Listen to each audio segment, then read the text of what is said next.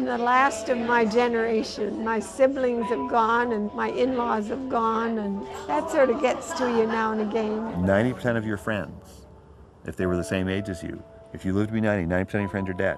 Only 10% of people have made it that far. You've gotten used to a lot of loss. Now, are your family checking in on you as well on a regular basis? I got one niece, she calls me practically every night. Good. My sister calls me every weekend. It's only her and I left, so she was worried. I imagine she was. She said, oh my God, don't leave me alone. It's clear now that social isolation is a risk factor for Alzheimer's disease. I think you have to fight the impulse just to stay home and give up and not bother going anywhere. I call them the Eleanor Rigby's. We see them all the time. So they're the lost people who just have no visitors. Their brains are impoverished as a consequence, and anything that's bad for your brain increases the risk of dementia. She was in here first, and I wanted to be, rather than going home to an empty apartment. He didn't want to be away from his wife. He wanted to be with his wife. So he was found on the highway trying to get to her. The police picked me up a couple of times and brought me back home again. I didn't even realize it was happening. My research is about social vulnerability, and what I do is look at how individual social factors add up to affect somebody's health. What I'm finding is that the more social problems somebody has actually affects their health and their mortality. And that's a really important finding, because if we can improve the social environment, hopefully we'd improve people's quality of life and their longevity. You came to see Dr. Rockwood and I, and you said to us that you couldn't be away from her. You said, when I'm in bed and I put my hand behind me, I know that lump in the bed is her. And she's not there anymore, and I want to be with her. That bump in the bed, that's you. He was coming here in snowstorms just to be with you. What I've found is that for every individual social problem that somebody has, pretty much no matter what it is, their mortality is increased by 5 or 10%. But if you add that up, the effect can be pretty big. And off away we go. He's still doing things for her. He's still picking out shoes for her. He's still trying to take care of her. I'm going to get her a new nightie and get her a new blanket for her bed. Using to cuddle up to in the night to keep warm. I'm very lucky because I think she's the reason why I'm here.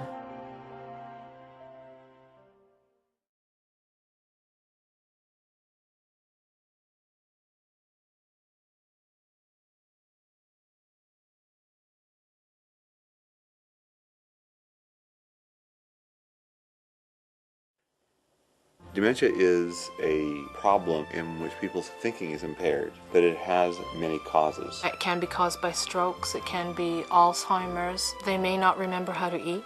They could leave the house and not know where they're going. They get to the point where they may not remember who you are. It annoys me that I can't remember things. Like electrical wires, sometimes they connect and you remember, and then other times it doesn't happen at all. One of the things that we did in the Brain Repair Center was to look at the very front parts of the brain.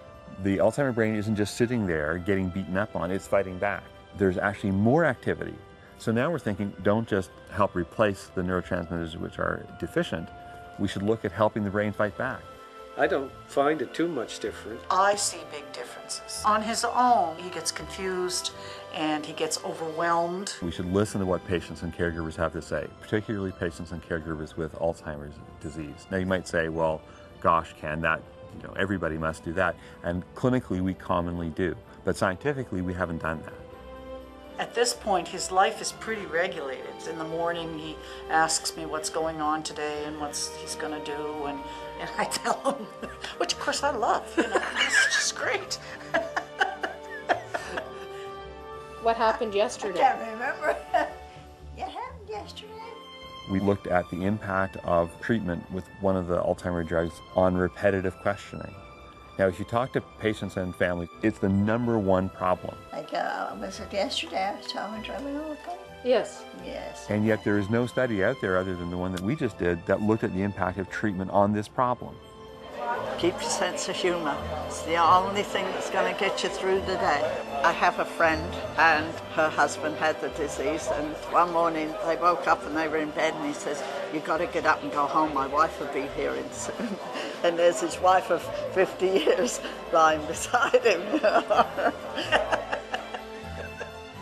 My sister-in-law complained to my mother that Alzheimer's is a serious disease. Fred is making light of it.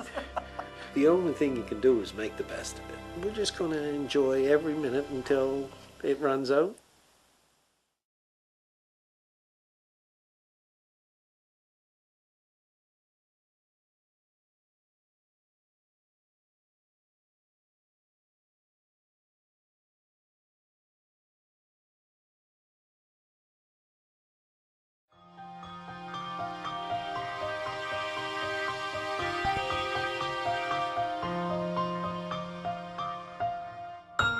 Most of my lifestyle, it was always based on doing physical things. I always hunted and fished and that type of thing, and I mean, you can't do it anymore. You sometimes lose your balance just out of nowhere. It's aggravating as hell. I just think it's magical that you can learn so much from just watching an older person walk. It tells us more than just about how the person gets from point A to point B. I fell and broke the femur. Your balance was getting pretty bad, was it? Yeah. You must have been pretty darn tired by the look of this. I was, yeah. If there was a blood test that was as useful as knowing mobility and balance now compared with 2 weeks ago, you could patent it and you make $1 billion. Now I want to see how you actually get up with your cane and go to your chair. When an older adult gets sick, often the first sign of disease is problems with mobility and balance. And it's not because there's a problem in the knees or the ankles or the hips, it's because their overall health is poor. Now do you get dizzy when you stand up like that? Not dizzy, but I'm A little lightheaded. A little light. When you do get up, take your time. That's right. I'm aware of it and I don't want to fall again. It's hard to get doctors and nurses and other healthcare providers to change their practice, to change their ideas. They have hard-fought knowledge. Having people routinely ask, what's their mobility and balance like now, and what was it like 2 weeks ago? It may seem like a small thing, but it's been a huge investment of time, and I think it's paying dividends in terms of our providing more rational care for elderly people who are frail and who are acutely ill. I'm trying to measure mobility where it's most difficult to measure, and that's when individuals are so unwell that they're not able to get out of bed. I'm developing, in conjunction with a computer science program, a bed that actually measures how well or how poorly an individual is able to move. From day to day, that can tell you if they're getting better or if they're getting worse. You're never going to make a pair of 80-year-old legs into a pair of 16-year-old legs. I mean, that's out of the question. It gets them maybe back down to a 78 again. Even if we're really successful, we won't put them back to the young person, we'll put them back to a frail person who's less vulnerable. Get those movements, that nice crawl. Here at the Geriatric Day Hospital, a lot of the work focuses on mobility in the ways of just taking every limb through its full range of motion. All of those things are designed to work together to make them start moving. Careful there, Bill, you're hitting the other Bill. It does do something for your self-confidence when you feel you're stronger. And up and straighten. I can do things, exercises now that I couldn't do when I first came down here. It's the old saying, if you don't use it, you're going to lose it.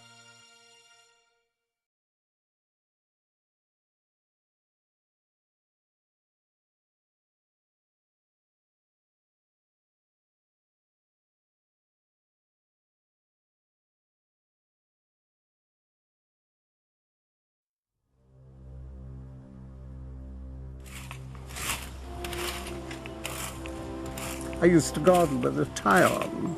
My wife has persuaded me that I need to loosen up now that I'm retired, you see. Old age can be rewarding, and it should be. Right now, very few old people die healthy. Most older people can expect that before they die, there will be a period of months to even years in which they will be disabled. And I think that we need to look at ways to change that. For many people, older age is not a golden age. And it's simply because of frailty, either a failing body or a failing mind, or both. I'm looking forward to living another 10 years in reasonably good health. You know, that's the main thing. Frailty is all about complexity. People aren't frail because one thing is wrong. They're frail because many things are wrong. Geez, if it's worse than bad health and you're crippled, pull the plug. My keys. Biological and physical and social and environmental factors all converge to create vulnerability to disease that's greater than the sum of its parts. Older adults are not just old adults. Not that I consider myself old, you understand, I'm getting older.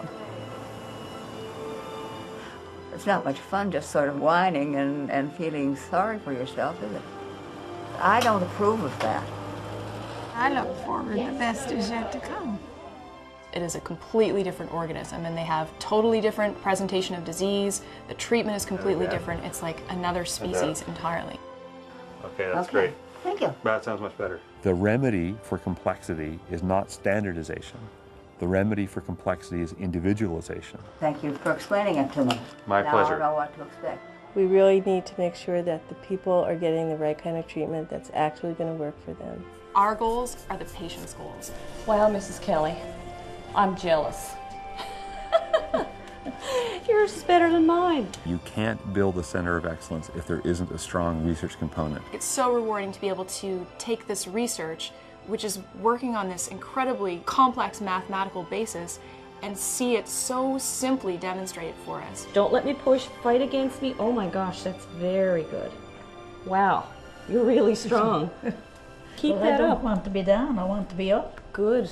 That's the best way to be. Good for you. Yeah. This is one of the coolest things. This is probably the biggest thing that we've found out in the last 10 years. The pattern at which people become more or less socially vulnerable is exactly the same as the pattern in which they become more or less frail, which is exactly the same as the pattern by which they become more or less cognitively impaired. It's the same model. It's about limits of the accumulation of deficits. For example, if I were to say, we're going to look at 100 things that could be wrong with someone and say how fit or frail someone is depending on how many things they have wrong with them. What's the highest number of things you could have wrong? Most people might say, well, if there's 100, I guess you could have 100. But that's not true. It turns out 67 is the most number of things that you can have wrong with you. Virtually nobody has more, whatever deficits are. We can also use this state variable in order to make a prediction of human health. And we're trying to understand what is going on here, what is behind this precision. It's stunning. It means that we're onto something that's akin to a law of nature, right? I mean, and no one has known this before, and we know it now.